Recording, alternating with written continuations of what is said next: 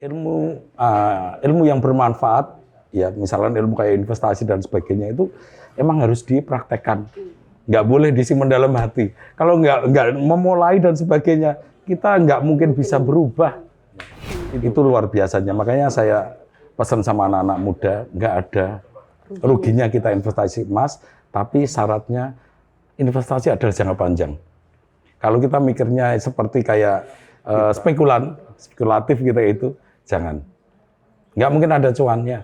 Tapi kalau jangka panjang, sekalian kita merencanakan sesuatu di depan dan betul-betul kita niatkan dari dalam, yang namanya resolusi tadi, saya yakin terjawab semuanya.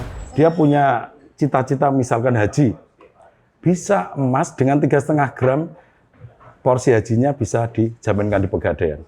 Langsung dapat porsi itu. Halo Tribuners semua, hari ini saya sudah berada di Simpang 5 Kota Tua Ampenan, tapi ini bukan konten wisata. Saya akan berkunjung ke Pegadaian. Katanya di Pegadaian itu banyak hal yang menarik yang harus Tribuners tahu, wajib harus Tribuners tahu. Tanpa nunggu lama-lama, masuk aja.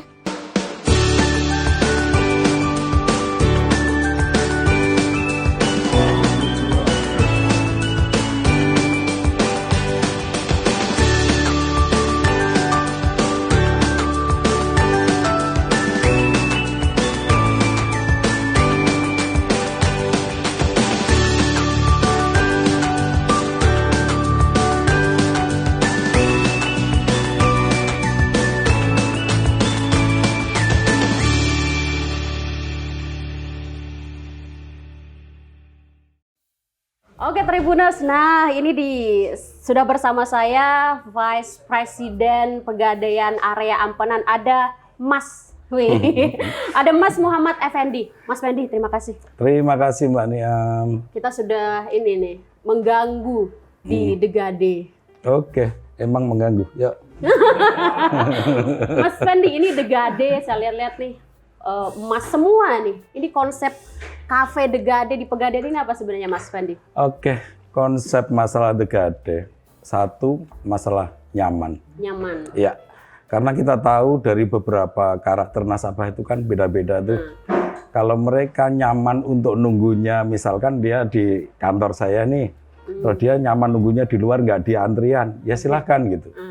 Terus keduanya juga untuk mengenalkan. Makanya di sini kan tempelannya banyak masalah emas semuanya kan ya. Masuk Pegadaian isinya emas semua. Emas semuanya. Jadi artinya mereka biar tahu, oh di Pegadaian itu produknya ini, itu dan sebagainya. Terus selain itu di 2024 memang kita lagi difokuskan untuk membesarkan yang namanya investasi emas itu. Investasi Iya, emas. betul. Oke, sehingga di Gade ini di pojok sana ada emas tuh. Iya. Kenapa harus berinvestasi emas, Mas Fendi? Oh gitu. Investasi emas. Oke, di pojok itu ada yang namanya Galeri 24. Gini, Mbak Niam, bagi saya emas adalah is emas. Adalah is emas. Ya, artinya emas adalah keharusan.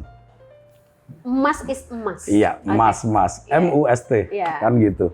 Keharusan. Karena apa? Satu, ada beberapa yang emang kita harus punya emas. Di antaranya ada yang namanya dari pertama sifat emasnya, yang kedua manfaat. Ya, sifat emas itu ketika kita investasi emas, yang pertama kita dapat adalah liquid. Jadi emas itu setara uang, gampang sekali diperjualbelikan ya. Intinya kayak kacang lah, jual kacang langsung laku. Itu makanya disebut itu liquid. Yang kedua adalah masalah universal. Ya, dia di mana-mana bisa dijual. Mau mbaknya ke luar negeri, mau ke Lotim, mau ke Sumbawa, mau kemana, mau jual emas, bisa. Semua sama. Ya. Disebut universal juga ketika dia ada namanya standarisasi karat, juga ada namanya standarisasi harga. Jadi kan semuanya jelas, enak kalau kita investasi emas. Berikutnya adalah fleksibel. Namanya emas itu ya mudah dibawa. Misalnya nih, mbaknya punya 1 gram, 2 gram, enak kan masukkan kantong aja, masukkan dompet dan sebagainya. Itu sifat emas. Kalau kita bicara lagi yang lebih jauh, ada namanya manfaat emas. Ya, manfaat emas yang pertama adalah dia alat lindung nilai. Jadi alat lindung nilai itu maksudnya gini, ketika dia inflasi, kan kita nggak tahu nih, ke depan itu seperti apa ya. Ketika kita inflasi, biasanya harga emas itu tetap atau bahkan dia naik. Karena apa? Rupiah menurun. Jadi artinya ketika rupiah menurun, biasanya harga emas akan naik. Terus berikutnya, apalagi ketika kita bicara masalah resesi ini. Resesi, gold is king. Emas itu raja gitu. Itu luar biasa gitu. Terus berikutnya adalah sebagai alat ukur nilai ya, yang kedua. Alat ukur nilai itu maksudnya seperti ini. Biasakan menghitung biaya-biaya itu berdasarkan harga emas. Contoh ini, kita bilang bahwa tahun 80-an, ya, kita dengan uang 1 juta nih, kita dapat sepeda motor. Kalau mbaknya tahu namanya tahun 80-an ya, tapi saya yakin nggak tahu. Tua banget kan gitu. Tapi ketika sekarang kita 2023, 2024, emas itu udah 1.100.000-an loh. Berarti uang 1 juta kita hanya dapat sepedanya. Motornya lupa. Betul nggak kira-kira? Sepeda belum juga dapat 1 juta. Iya, betul. Itulah yang dimaksud seperti itu, Mbak. Namanya semuanya alat ukur nilai seperti itu. Kalau kita lihat biaya haji, kalau kita nabungnya dengan duit, kelihatan meningkat.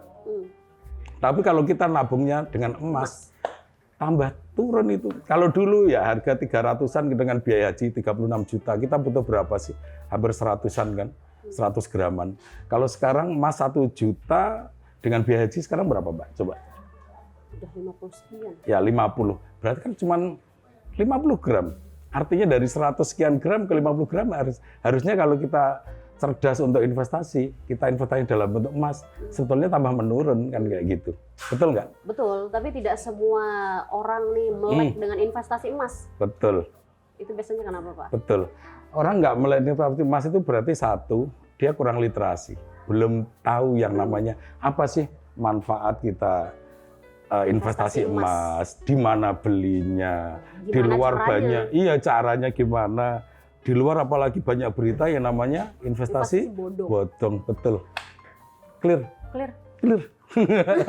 Jadi misalnya nih saya dan pemula lainnya mau investasi emas, gimana caranya? Kenapa kita harus ke Pegadaian? Oke. Dan gimana caranya biar bisa investasi emas? Misal saya punya uang 50.000 lah sebagai mahasiswa nih, kantongnya sisa uang jajannya 50.000, bisa nggak tuh cicil emas? Oke.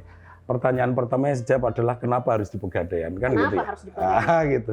Satu, Mbak, Pegadaian itu BUMN. Ya. Terpercaya. Apalagi kita sudah namanya BRI Group. Jadi luar biasa, secara keuangan kita sehat banget. Sangat-sangat sehat. Jadi orang nggak mungkin dong mau naruh investasi, tapi dia kira-kira setelah saya investasi di situ, orangnya lari nggak gitu. Kalau Pegadaian, sorry, nggak mungkin lari. Iya. Jadi tidak perlu ragu. Iya kan, bahkan kita siap untuk memperbesar lagi kan kayak gitu. Kita bisa ekspansi di mana-mana. Itu kelebihannya. Terus kita juga punya banyak sekali. Kita punya yang namanya karyawan yang SDM-nya luar biasa. Kita alat-alat menaksir juga luar biasa. Ya, kita punya channel yang luar biasa. Kita punya outlet nih seluruh Indonesia sekitar 4.000-an, 4.086 atau berapa. Kita belum ada lagi perluasan namanya agen. Agen kita itu luar biasa, ada sekitar 26.000 atau 27.000. Belum lagi, tambah lagi namanya di Kolo. Kita jadi ada kantor Pegadaian yang ada di BRI. Itu jumlahnya udah 600 sekian gitu. Jadi istilahnya secara itu kepercayaan publik, saya yakin naruh investasi di Pegadaian nggak mungkin dia sanksi. Karena kita dari beberapa tadi ya, itu untuk mengapa di Pegadaian. Ya. Media investasi terpercaya. Iya, terpercaya, betul. Karena BUMN nggak mungkin lari, misalnya. Beda dengan yang abal-abal dan sebagainya, kan seperti itu, Mbak ya. Terus kedua, gimana untuk pemula tadi ya, pemula. Ya. Pemula itu mungkin saya bisa, namanya saya orang tua sama anak muda ini, boleh ya, saya bisa ngasih nasihat itu. Jadi gini, ada istilah di teori, ada namanya FOMO dan YOLO. Pernah dengar? FOMO dan YOLO ya. Oke. FOMO itu rasa takut akan merasa tertinggal. Kalau anak-anak sekarang kan ketika dia tidak update, tidak tren dan sebagainya, itu dia merasa tertinggal. Sehingga dia gimana caranya uangnya itu untuk itu, betul, tren hidup, gaya hidup. Padahal gaya hidup itu sebetulnya hidup itu kan nggak mahal ya. Yang mahal adalah gaya hidup. Betul nggak? Nah, itu. Terus ada yang namanya YOLO. Ya, YOLO itu artinya kayak hidup tuh hanya sekali, ya, gitu. Iya, betul. Karena anak milenial tahunya bahasa Inggris ya. Kalau saya tahunya bahasa Indonesia. Artinya ketika dia mikir kayak gitu, dia akan mengedepankan keinginan daripada kebutuhan, daripada need-nya. Sehingga kalau beli HP mesti yang mahal. Kita lihat, ayo ke kafe, gaskan, kan kayak gitu. Kalau dia lagi, apa itu namanya, lihat drakor, pengen ke Korea. Oh iya dong. Iya tak? Saya yang sudah ke Korea aja nggak tahu drakor seperti apa. Nonton, Pak. Seperti itu sih, Mbak. Ada lagi juga mungkin kita biasa kan, pernah nggak dengar yang namanya kita diajak ke plaza atau ke mall epicentrum, katakanlah kalau di sini ya. Kita diajak. Ternyata kita yang belanja paling banyak. Betul. Padahal diajak loh ya. Itulah namanya di Indonesia itu ada namanya untrustable spending. Artinya pengeluaran yang tak terlacak. Pernah nggak merasa tiba-tiba kok duit saya habis ya? Kemana ya? Sering. Sering. Itulah untrustable spending itu seperti itu, Mbak. Ya.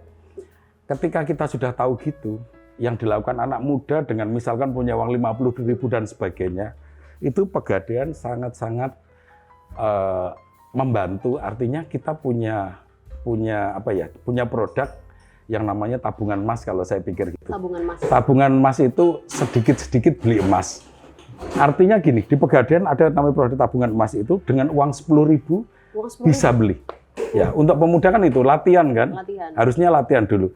Karena kalau nggak latihan nanti nggak akan apa-apa. Dan itu nggak ada ruginya juga. Nggak ada ruginya juga. Tentunya pemuda tadi ketika yang mulai dari awal sudah merencanakan hidupnya, dia sebetulnya mau pengen apa sih ke depannya. Misalkan dia pengen untuk usaha atau pengen kuliah lagi dan sebagainya. Dia bisa memulai dari awal. Ya, beli harga sekarang untuk masa depan. Ya, karena setiap gram yang setiap uang itu langsung digramasi. Artinya dalam bentuk gram langsung di tabungannya. Dengan harga yang saat itu. Gitu. Dan suatu saat ketika harga naik dan emas itu cenderung untuk naik, disitulah dia pasti bisa kebeli masa depannya. Itu sih. Keuntungannya juga dapat. Iya, keuntungannya juga dapat. Keren, Mbak. Tapi kan FOMO untuk beli emas itu bukan di NTB ya? Ya. Terusnya itu kan bukan sesuatu lifestyle untuk nabung emas. Ya, lebih betul. enak kita menikmati hidup ngopi-ngopi. Iya, betul. Itu sebetulnya kita merasa terpanggil. Ada visi Pegadaian bahwa kita itu akan menjadi agen inklusi keuangan yang dipercaya masyarakat ya. Jadi yang sudah saya lakukan aja Pak ya.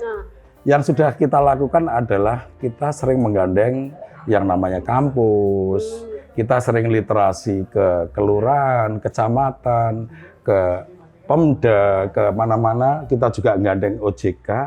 Gimana kita untuk sadar diri, sadar untuk berinvestasi. Artinya di situ kita udah memulai membangun mulai awal. Bahkan di sekolah-sekolah juga teman-teman masuk. Pegadaian masuk Iya sekolah ya. Betul. Itu untuk supaya tertanam dari mulai dini bahwa betul. Anak muda. Minimal kalau dalam investasi itu Mbak Niam, kita keinginan konsumtif itu bisa direm lah. Beda dengan gini, kita pegang duit nih, kita pegang emas. Duit itu kan kalau kita butuh langsung itu mau masuk bank pun tinggal transfer, klik, selesai. Tapi kalau dalam emas kita malas gitu simpen. Intinya iya betul. Intinya agak mikir dulu. Ada proses, ada langkah dan sebagainya. Itu sih. Itu kita udah kerja seperti itu. Dan itu kita harapkan nanti ke depannya seperti lingkaran kemanfaatan. Ketika dia sudah bisa nabung emas, dia punya investasi emas. Ketika dia pengen modal kerja, kan tinggal digadaikan aja. Bahkan kita kadang dalam 1 tahun itu ada namanya gade umi ya, atau rahan umi. Itu tanpa bunga. Ya, itu untuk anak-anak supaya lebih yang istilahnya yang belajar untuk wirausaha ya lebih semangat. Girohnya untuk, ini bicara giroh ya, giroh itu semangat. Ya sorry. Ini pesantrennya keluar. Jadi giroh untuk itu lebih gitu lagi. Kedua, emas ketika dia punya cita-cita misalkan haji. bisa emas dengan 3,5 gram porsi hajinya bisa dijaminkan di Pegadaian. Langsung dapat porsi itu. Dan untuk yang lain-lain, misalnya pendidikan, misalkan pengen cita-cita apapun lah, intinya rencanakan dari awal. Okay. Betul. Ini menarik yang bisa cicil emas dari 10.000. Nanti kalau Tribuners denger nih di luar sana, kalau mau cicil emas itu langsung datang ke Pegadaian, terus diproses itu seperti apa? Kalau untuk cicil emas, ya, jadi intinya kalau untuk yang 10.000 itu namanya tabungan emas. Tabungan emas. Ya, tabungan sedikit-sedikit beli emas tadi. Jadi tinggal datang aja ke outlet kami yang 4.000 sekian itu. Di seluruh Indonesia? Di seluruh Indonesia.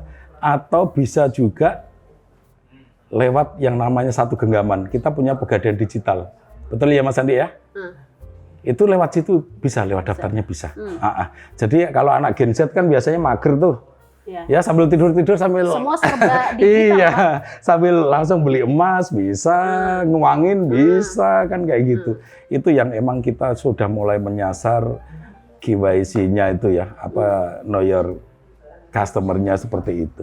Tapi kan investasi emas juga ini masih dianggap kuno lah, karena ini investasi kayak orang tua zaman dulu. Betul. Kan sekarang era digital nih Ya, Pak, Mas Fendi. Ya, Gitu kan ada banyak produk investasi yang lebih kekinian. Betul. Gitu. Kayak properti, reksadana nih sekarang sedang populer. Gimana ini tuh? Pertanyaan yang luar biasa nih bagi saya nih. Jadi gini Mbak, gimana? Ketika kita menentukan ya, faktor investasi itu biasanya paling sedikit ada 3 pertimbangan yang harus kita dapatkan ya. Yang pertama adalah tentang likuiditas. Ya gampang nggak diuangin, ya kan gitu. Yang kedua, yang masalah hasil. Kan orang investasi tentunya kan pengen cuan tuh, pengen keuntungan dan sebagainya ya. Nah, itu ketiganya masalah resiko. Ketika kita bicara yang 3 investasi kayak tadi, kalau kita lihat emas dulu deh. Emas. Atau saham. Sampai tadi bilang saham properti ya? Iya, saham. Oke. Saham itu likuiditas, mungkin liquid. Ya. Cuan mungkin? Ada cuannya. Iya, betul. Tapi masalah resiko. Iya, betul nggak? Iya, kalau kita nggak paham, kita naruh di tempat yang salah. Dan betul. Itu terlalu resikonya tinggi. Resikonya tinggi banget yang namanya saham. Emang cuannya gede banget tuh.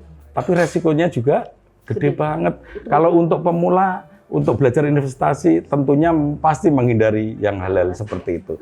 Tuh. Kalau properti misalkan, liquid nggak? Liquid juga. Orang itu sekarang di seluruh Mataram nih, saya lihat rumah dijual, belum laku-laku. Termasuk saya juga mau jual rumah saya yang ketiga atau keempat itu, nggak laku juga. Banyak sekali. Ini guyon Mbak, karena di depan podcast kan harus orang yang luar biasa gitu ya. Artinya dia tidak liquid, nggak bisa nih jual rumah satu sekarang. Mbak Niam, beli dong rumah saya di Surabaya. Tidak semudah itu ya? Tidak semudah itu. Betul nggak? Jadi betul. Berarti dia nggak liquid. Ya hasil mungkin besar. High hasilnya. Mungkin kita beli di tahun sekian-sekian, nanti 5 tahun lagi, 10 tahun lagi, kalau tempat strategis mesti harganya luar biasa. Tapi kan tidak liquid. Resikonya menengah lah kalau properti. Artinya ketika kita dapat yang pas, surat-suratnya juga clear, nggak ada itu ya, bisa kejual, tapi dengan waktu yang agak lama, kan gitu. Apalagi dilihat dari kondisi ekonomi sekarang ini. Terus berikutnya kita bahas namanya emas, kan gitu. Emas itu, ya liquid nggak? Yang seperti saya bilang tadi. Oh iya dong. Kayak kacang dia jualnya. Langsung, mau digade, mau dijual, saat itu selesai. Ya, cuan nggak? Cuan. Kita lihat dulu pergerakan harga emas. Kan bisa naik, ya emang ada turunnya, biarin aja. Karena emang investasi emas adalah investasi untuk jangka panjang. Ya, bukan yang namanya spekulan. Beda, spekulan dengan investasi beda banget gitu. Ya, yang berikutnya adalah masalah resiko. Hampir tanpa resiko kalau emas. Karena satu, kalau seperti ada ketika harga turun tidak terlalu anjlok. Iya, nggak terlalu anjlok. Harga naiknya juga itu naik. Kedua, kalau beli tempatnya di terpercaya tadi di BUMN yang namanya Pegadaian. Oh, clear banget, masuk kan? Masuk. Ya sudah. Jadi jangan ragu masuk ke Pegadaian. Iya gitu. Jadi apa tadi kelanjutannya lupa saya pertanyaannya. Kenapa milih dalam investasi harus emas tadi ya? Emas. Ya. Selain kayak gitu, ketika orang udah lihat kayak gitu, untuk pemula saya sarankan emas. Ya, karena resikonya kecil, tapi cuannya ada dan liquid, akan gitu. Investasi emas tanpa was-was itu. Iya betul, investasi. OJK kayaknya, OJK. Investasi emas tanpa was-was. Iya, kayaknya OJK ya. Lupa saya. Sorry. Habis begadang ya gini. Wih, tapi Bapak terlihat segar karena kebanyakan emas nih kayaknya. Iya, boleh minum dulu Mbak? Boleh. Ini, biar cair ini. Iya. Dingin banget nih. Ini di The Garden. Enak sekali nih. Enak. The Garden ini kebetulan The Garden Ampenan ini udah Selindo nomor berapa Mas Pandu? Selindo? Selindonya kemarin untuk timnya urutan 3. Nomor 3 loh, keren berarti.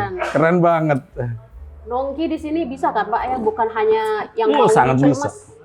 Sampean kalau lihat malam, itu teman-teman Unram apa semua ke sini. Karena saya sering ngobrol sama anak-anak milenial di sini. Kenapa mereka kok banyak sekali yang nongkrong? Ternyata dia cara pelayanannya lain. Dia ada transaksi emasnya tuh. Ada cara transaksi emasnya. Jadi dia setiap ada itu dia deketin, dia tanya gimana kopi di sini, gimana tempatnya nyaman enggak.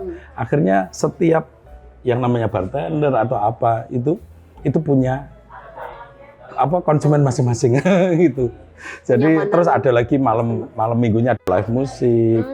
Biasanya kreativitasnya teman-teman yang bisa musik dan sebagainya juga bisa tersalurkan di The Garden.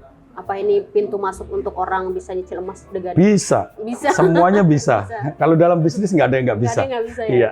Nyari sesuatu tidak mungkin menjadi mungkin. Datang nongki aja tiba-tiba kepikiran beli emas karena ada emas di pojok. Betul, ada emas di pojok, ada di tampilannya semuanya emas gitu. Kayaknya harus punya emas. Ya, iya. Mas siapa Mbak?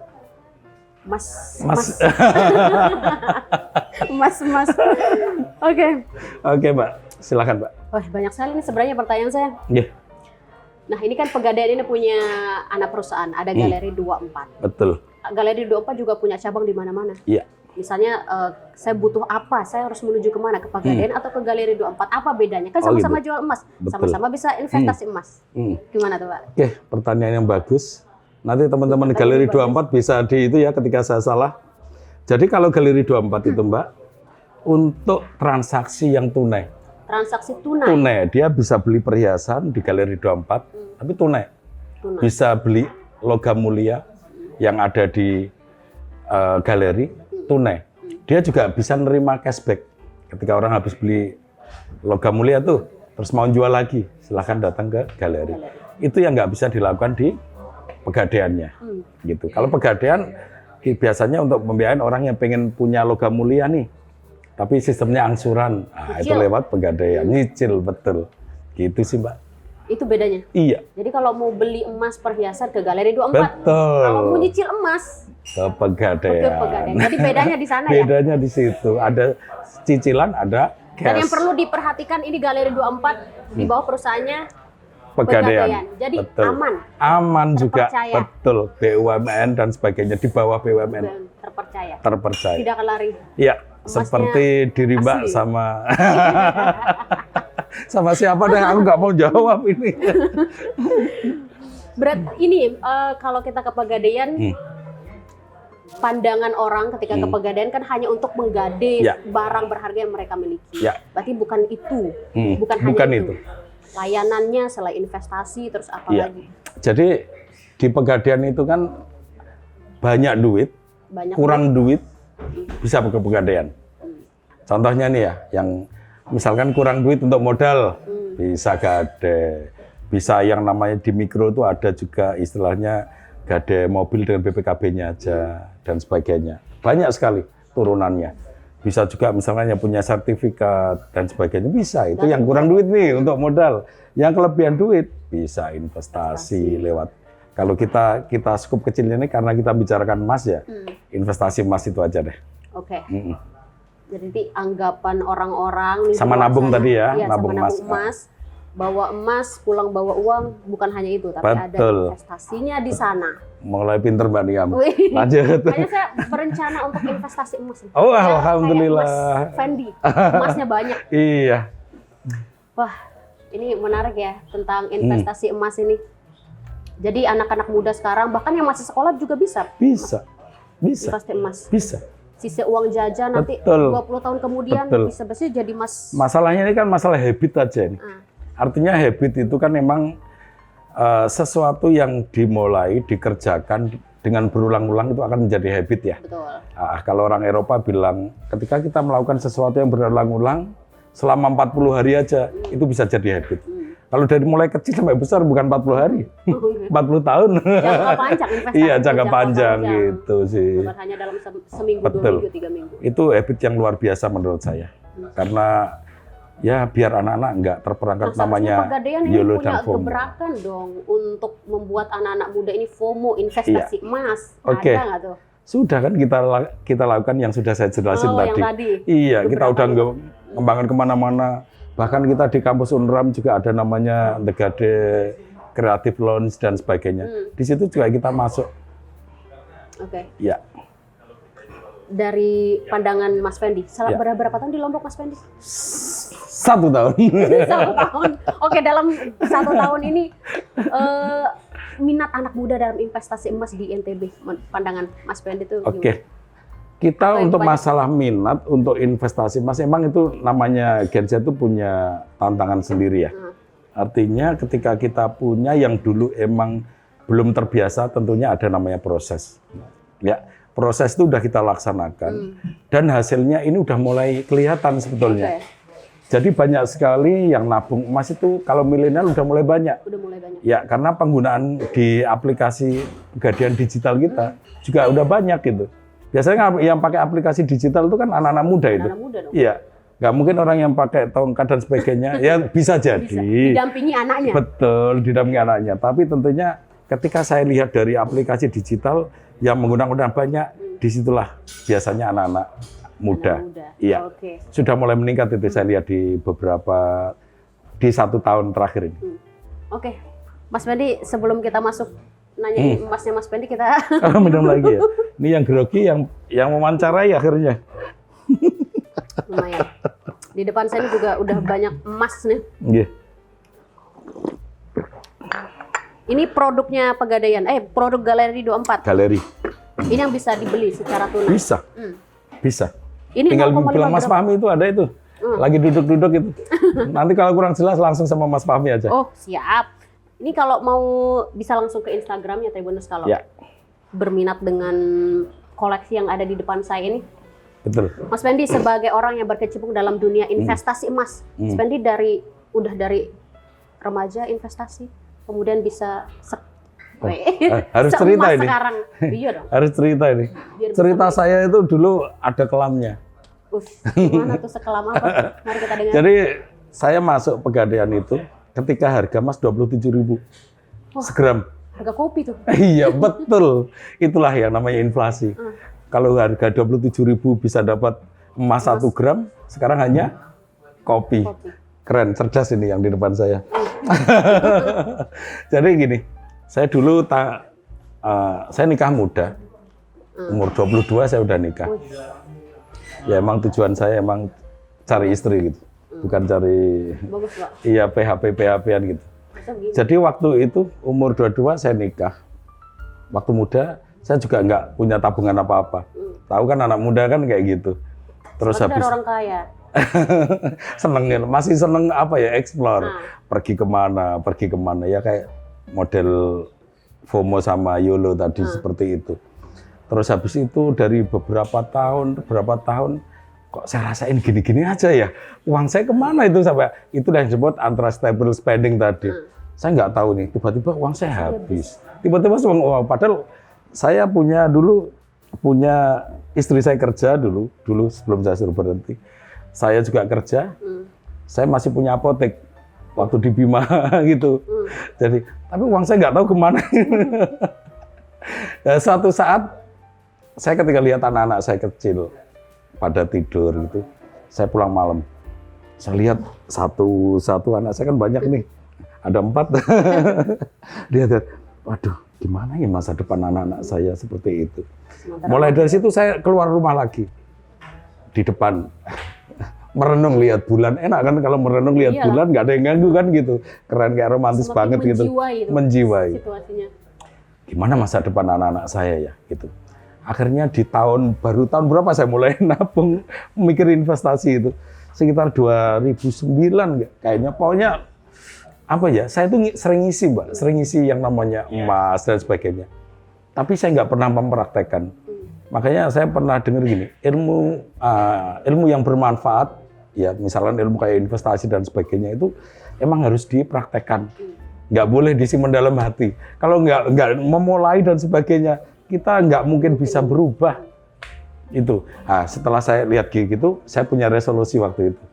Kalau orang-orang kan ada resolusinya, tahun 2009 badan saya kurus dikit.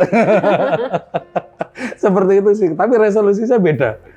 Saya harus mulai namanya investasi emas. Itu saya coba harga dengan 325 atau 350 saya lupa. Udah lama ya lupa ya. Jadi saya mulai. Resolusi itu kan harapan yang sungguh-sungguh ya. Saya betul-betul sungguh ketika saya lihat malam tuh anak saya tidur berjejer itu. Mungkin menunggu bapaknya nggak datang, bapaknya main-main aja gitu. Nah, di situ saya mulai. Saya tanpa mikir, karena saya pikir ini investasi jangka panjang. Saya nggak mau ngutak-ngutik itu apa bahasanya? Saya nggak mau tutup lubang. Enggak, maksudnya ya bukan ngutang-ngutang, nggak mau ganggu. Nggak mau ganggu investasi saya ya. Saya beli LM, beli apa dan sebagainya itu mulai.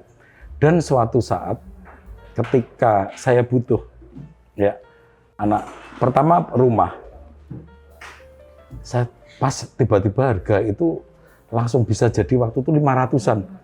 Wah, jadi rumah deh pertama. Rumah saya pertama gitu. Saya beli, habis itu terus saya masih lebih gitu ya. Karena emang naiknya lumayan dari 300 ke 500 kan gitu. Ada kesenangan di sana. Wah, karena luar untung biasa. kan? Untung, terus kedua juga cita-cita saya yang mulai rumah. Saya kan pernah umroh nih. Saya karena waktu itu ya lifestyle saya seperti itu ya, gaya hidup saya. Jadi nggak punya rumah dan sebagainya. Saya pernah ditegur sama apa? Yang pendampingnya tuh apa ya, Ustadz pendamping itu ya. Ini lagi tawaf wada nih, tawaf terakhir perpisahan gitu. Doain aja. Kamu pernah doain nggak untuk dunia loh? Nggak pernah saya bilang gitu. Sekarang doain apa dah katanya. Oke, saya mau doa punya rumah, mobil baru lagi misalnya gitu. Dan semuanya terjawab dengan ketika emas itu. Jadi ketika harga apalagi sekarang udah 1.100.000. Pas harga 900 saya juga waktu itu anak saya keterima di Fakultas Kedokteran di UNER itu. Ya tentunya untuk awalnya kan kita perlu biaya dan saya setahunkan kebutuhannya dia itu. Akhirnya dengan jual emas selesai. Terpenuhi. Iya, karena saya beli mulai dari 350, 500, 600 dijual dengan 900 dan sebagainya. Itu luar biasanya. Makanya saya pesan sama anak-anak muda, nggak ada ruginya kita investasi emas, tapi syaratnya investasi adalah jangka panjang. Kalau kita mikirnya seperti kayak kita apa itu namanya? Habis ini kita jual lagi deh dalam waktu dekat itu apa namanya, spekulatif kita itu jangan, nggak mungkin ada cuannya. Tapi kalau jangka panjang sekalian kita merencanakan sesuatu di depan dan betul-betul kita niatkan dari dalam yang namanya resolusi tadi, saya yakin terjawab semuanya. Saya merasa dinasehati loh Pak. Itulah gunanya kalau lain generasi. Merasa dinasehati untuk segera berinvestasi. Iya, betul. Resolusi harus benar-benar resolusi. Betul. Ya. Ada lagi? Supaya masa depan kita tidak was-was. Betul. Masa depan cerah. Betul. Cerita sukses investasi ada ceritanya Mas Fendi. Bisa didengar. Tadi Mas Fendi bilang harga emas sudah di harga 1 juta berapa tuh? 1.100 sekian. Itu ada kemungkinan naik lagi nggak? Itu pertanyaan yang luar biasa.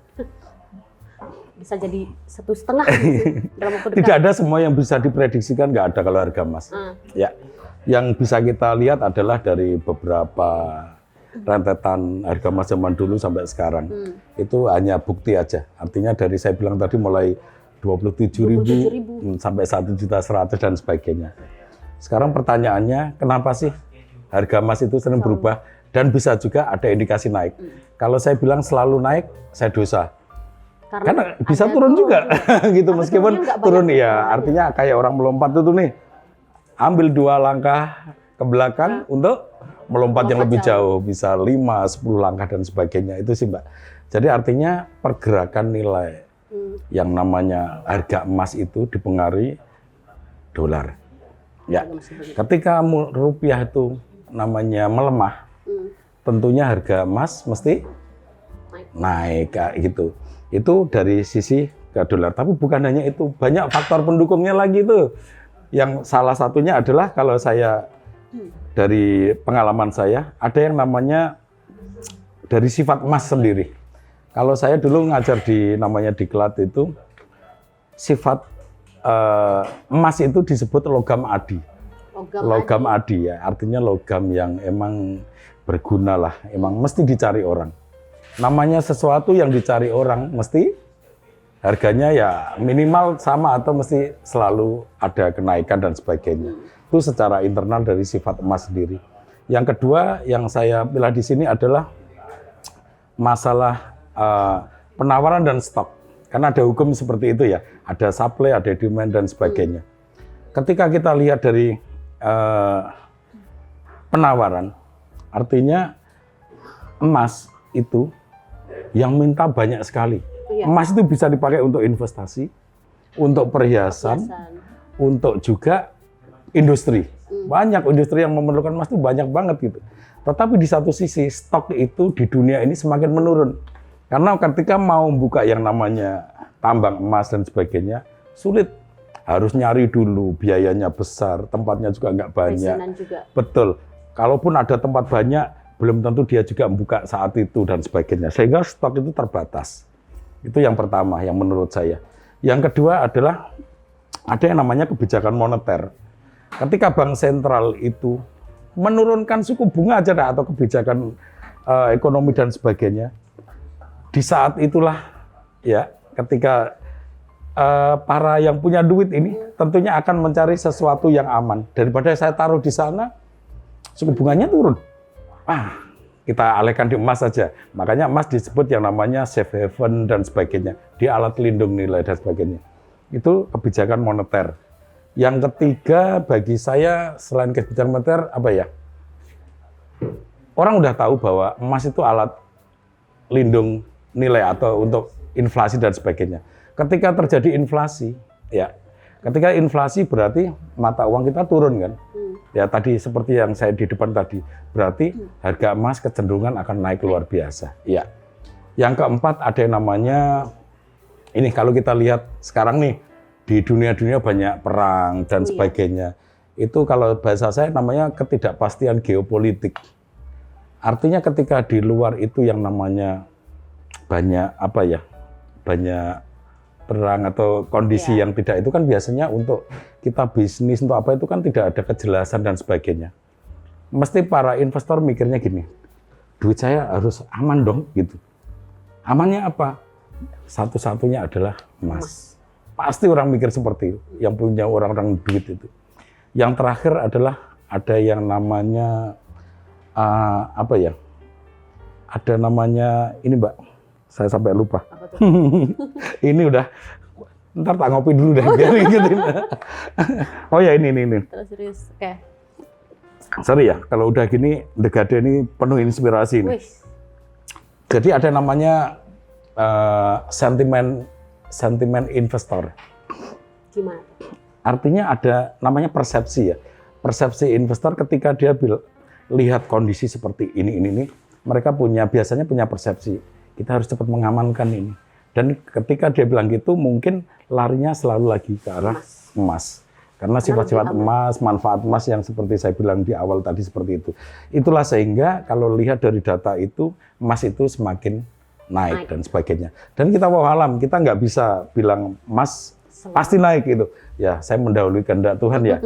Tapi yang kita lihat dari data histori dan faktor penunjang yang saya bilang tadi ada 5 tadi, ditambah lagi sifat internal daripada emas sendiri, itu saya yakin kita masih optimis bahwa investasi emas sesuatu yang menguntungkan. Banyak cuan. Iya. Ya, karena kalau kita lihat di mana inflasi nilainya mungkin sekitar 5%, 6%.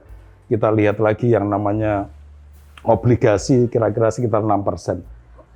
Kalau kita lihat emas ya, saya bilang harga mulai 2010 aja deh, udah 300. Sekarang 1.100.000 sudah berapa persen? Udah 400 sekian persen, hampir 500 kan kayak gitu. Itu luar biasanya. Kalau kita bandingin tuh seperti itu sih Mbak. Jadi insya Allah tidak ada keraguan ke emas. Kalau kita lihat zaman Rasulullah mau beli, kan ada ya, beli kambing 1 dinar. Pernah dengar itu enggak? 1 dinar itu 4,25 gram emas 22 karat. Artinya kita hargain katakanlah sekarang 900 misalkan dia. 900 kali 4, 3.600.000 kan gitu. Sekarang harganya berapa kambing? Sama 3 juta kan kambing, betul Mas? Iya. Yang modelnya yang punya peternak ini atau yang biasa di desa ini. Kan sama dengan 3 juta. Bayangkan kalau kita nyimpen uang tuh kertas loh ya. Nggak ada artinya kalau ketika inflasi, nggak ada artinya. Tapi kalau emas, mesti duit. Itu kerennya kan itu. Zaman dulu Nabi aja sudah sampai sekarang harganya sama kalau kita nyimpennya dalam bentuk emas. Tadi sudah ada contoh yang namanya sepeda motor sama hanya dapat sepeda tanpa motor. Itu sih Mbak, banyak kalau kita mau itu kan bakso dulu cuma harganya berapa kan 500 perak dan sebagainya. Kalau sekarang 500 perak dapat apa? Permen ya atau kembalian. Itu sih Mbak. Jadi tidak ada keraguan lagi. Mas Bandi dulu. Backgroundnya apa? Pendidikan? Saya yang tentunya mulai TK ya Mbak. Nggak, saya kuliah di STAN Mbak. Di STAN di Jakarta. Oke. Terus habis itu saya meneruskan di S1 juga di Surabaya.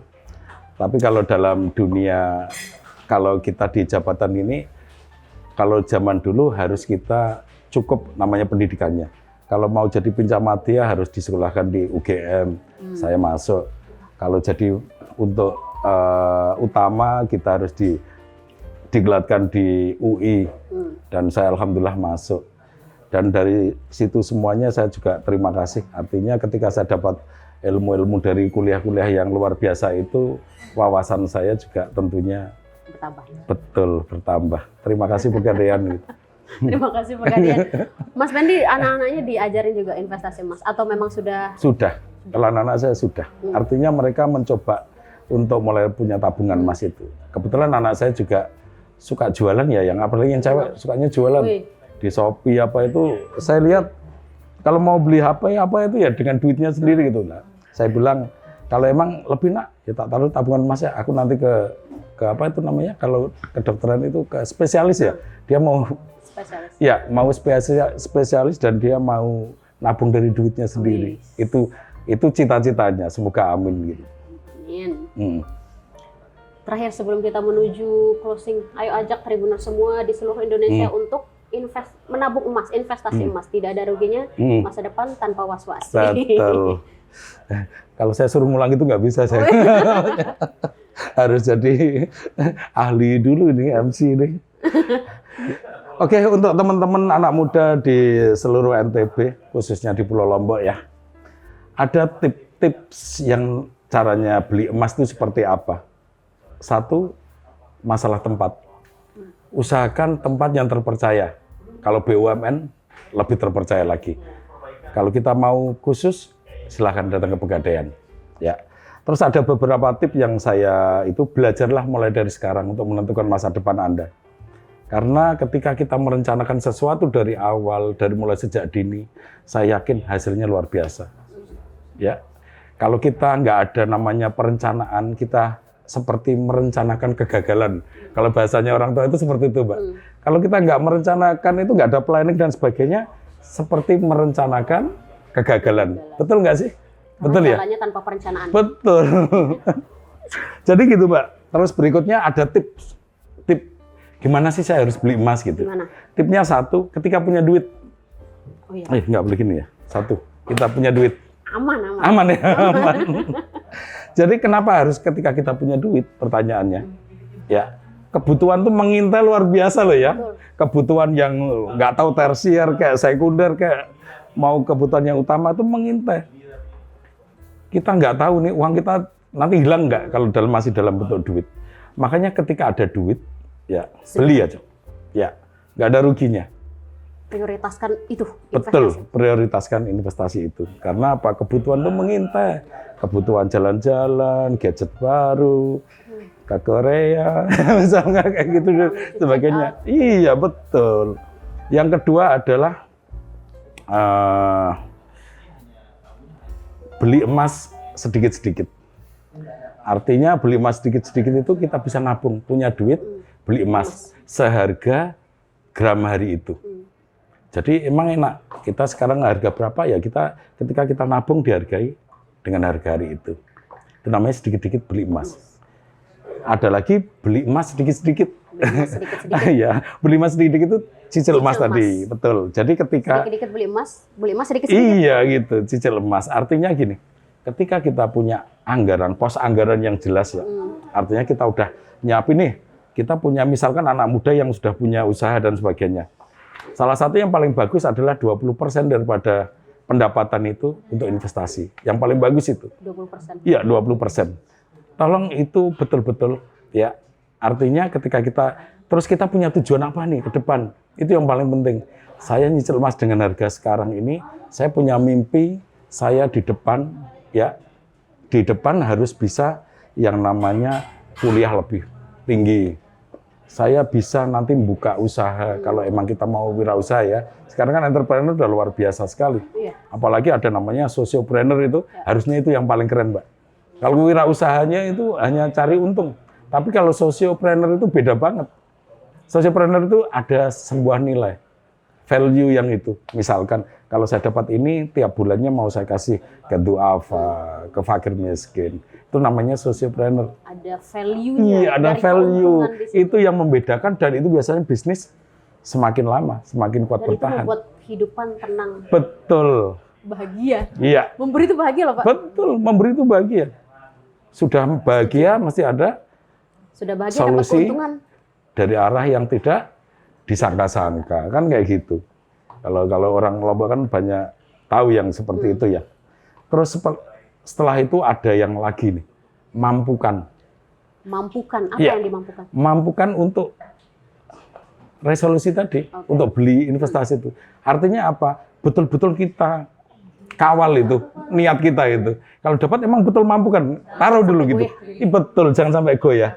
Mampukan itu kayak niat, ya. Niat itu luar Karena biasa. godaan-godaan di belakang itu banyak. Betul, itu sih. Makanya saya bilang mampukan. Kalau udah mampukan kita bisa nabrak atau kita bisa dobrak namanya apa itu namanya tembok yang penghalang tadi, blocking tadi, clear. Mesti hidup Anda aman.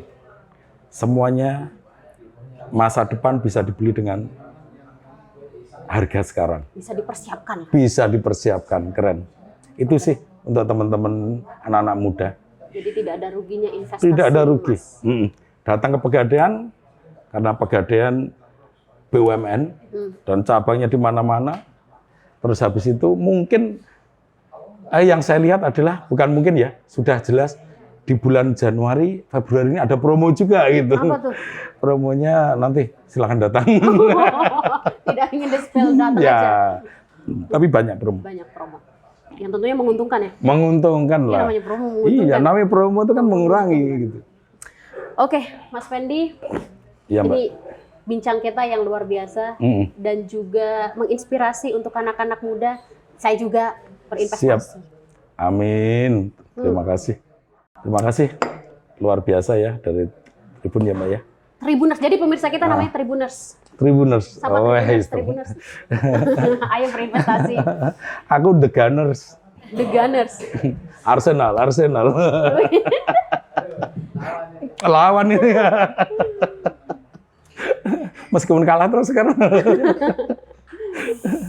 Oke Tribuners, ini bincang kita cukup seru dan juga membuka wawasan kita tentang pentingnya investasi emas, mengamankan masa depan dengan sedikit-dikit beli emas. Iya, beli emas sedikit-sedikit. Beli emas sedikit-sedikit. Gitu. Kata-katanya biar gampang dicerna sih kalau saya itu. Sedikit-sedikit beli emas. Beli emas sedikit-sedikit. Ya.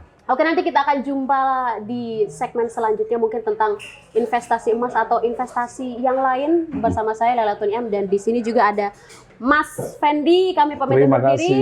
Sampai jumpa. Terima kasih. Luar biasa Tribuners ya. Terima kasih banyak. Semangat.